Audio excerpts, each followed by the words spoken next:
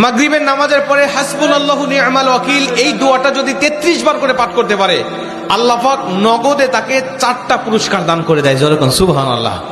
এবং এই পুরস্কারগুলো আপনি নিজের চোখে দেখতে পারবেন যে হাসবুনাল্লাহু নি'মাল ওয়াকিল এই দোয়াটা পাঠ করার কারণে আল্লাহ পাক আপনাকে কি কি বেনিফিট দান করেছে। 1 নম্বরে আল্লাহ পাক আপনার দুশ্চিন্তা, আপনার টেনশন আল্লাহ পাক দূর করে দিবে। আপনি যত বড় দুশ্চিন্তায় থাকেন না কেন, আপনার টেনশন আপনাকে একদম শেষ করে দিচ্ছে।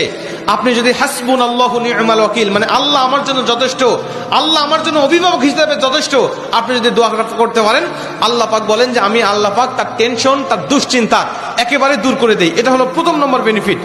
দ্বিতীয় নম্বর বেনিফিট হলো যে এই দোয়াটা যদি কোনো ব্যক্তি নিয়মিত পাঠ করতে পারে, রাসূল সাল্লাল্লাহু আলাইহি ওয়াসাল্লাম বলেন যে আল্লাহ রাব্বুল আলামিন তার বিপদ আপদ বালা মুসিবত আল্লাহ পাক দূর করে দেয়। এটা আল্লাহ পাক নিজেই তার জন্য সাহায্যকারী হয়ে যায়।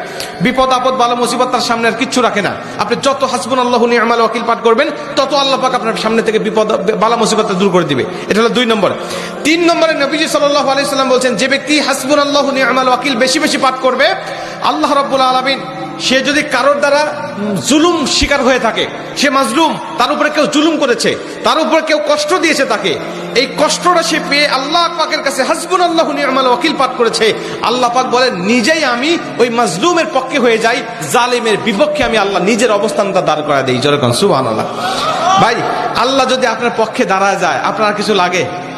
আল্লাহ যদি আপনার জন্য সাহায্যকারী হয়ে যায়, আর কিছু লাগে? আপনাকে কোন জালিম আপনার উপর জুলুম করছে, আপনি হয়তো বা সেই জালিমের কাছে আপনি কিচ্ছু না, একেবারে তুচ্ছ, কিন্তু আল্লাহ তো তার থেকে অনেক বেশি শক্তিশালী। আল্লাহ পাক বলে যে আমি তখন ওই মাজলুমের পক্ষে দাঁড়া যাই, ওই জালিমের বিপক্ষে দাঁড়া যাই, আমি আল্লাহ আমার নিজের মতো করে আমি তখন বিচারটা শুরু করে দেই। যেরকম সুবহানাল্লাহ।